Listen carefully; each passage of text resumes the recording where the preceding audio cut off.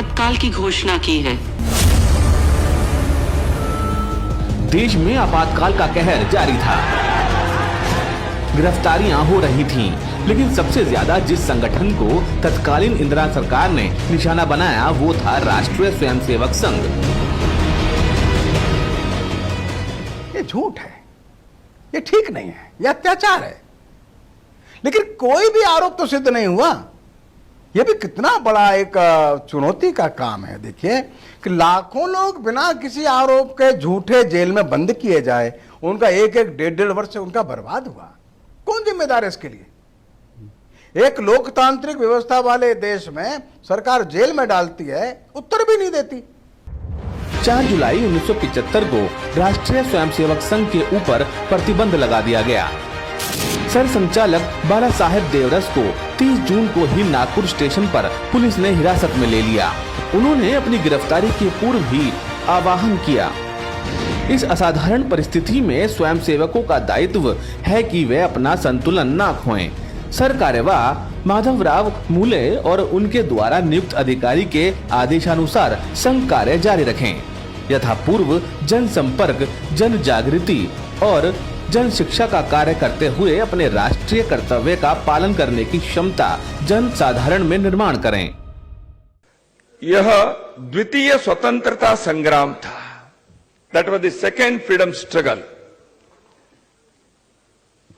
100 साल से अधिक अंग्रेजों के जमाने में भी कुछ बातें नहीं सुनी थी। ऐसी बातें केवल 20 महीने के अंदर हिंदुस्तान के इस धरती पर संविधान को दुरुपयोग करते हुए एक तानाशाह व्यक्ति ने ये यह एक अत्यंत आश्चर्य और दुखद विषय है। जयप्रकाश नारायण की अध्यक्षता में लोक संघर्ष समिति की स्थापना हो चुकी थी, जिसके महासचिव नानाजी देशमुख थे।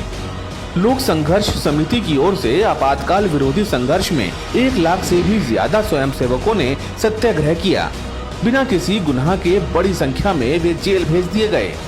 आपातकाल के दौरान सत्याग्रह करने वाले कुल 1,30,000 सत्याग्रहियों में से 1 लाख से अधिक राष्ट्रीय स्वयंसेवक संघ के थे।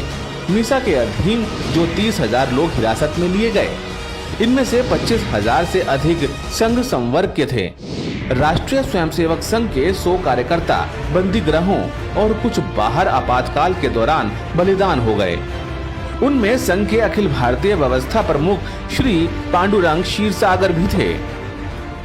मालूम नहीं था कि जेल से बाहर आएंगे कि नहीं आएंगे। Even if you are killed there is no remedy.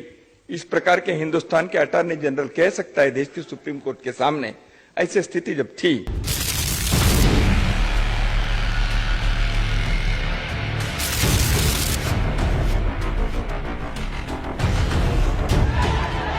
आइए अब ये समझने की कोशिश करते हैं कि आपातकाल के दौरान आरएसएस कार्यकर्ताओं ने इंदिरा गांधी की इस तानाशाही को लोकतांत्रिक तरीके से कैसे विरोध किया।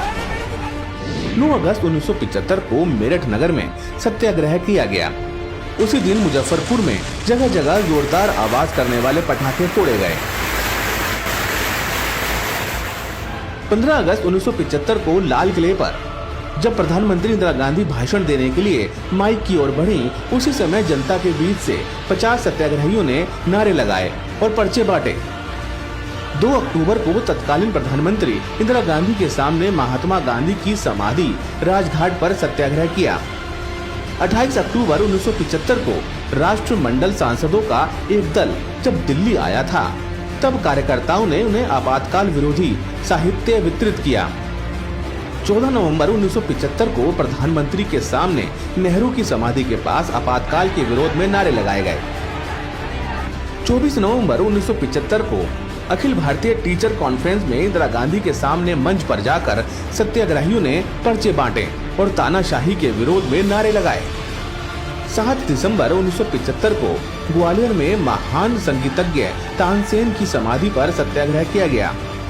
उस दिन रजत जयंती के कार्यक्रम का आयोजन था। 12 दिसंबर 1975 को दिल्ली में स्वामी श्रद्धानंद की मूर्ति के सामने सरदार पटेल की बेटी मणिबेन पटेल के नेतृत्व में महिलाओं द्वारा सत्याग्रह किया गया। यही नहीं, मुंबई की मिलों में मजदूरों द्वारा भी सत्याग्रह किया गया। इस तरह आपातकाल के विरोध में और लोकतंत्र को बचाने के लिए राष्ट्रीय स्वयंसेवक संघ के कार्यकर्ताओं ने तत्कालीन सरकार के खिलाफ बड़ा जनमत तैयार कर दिया।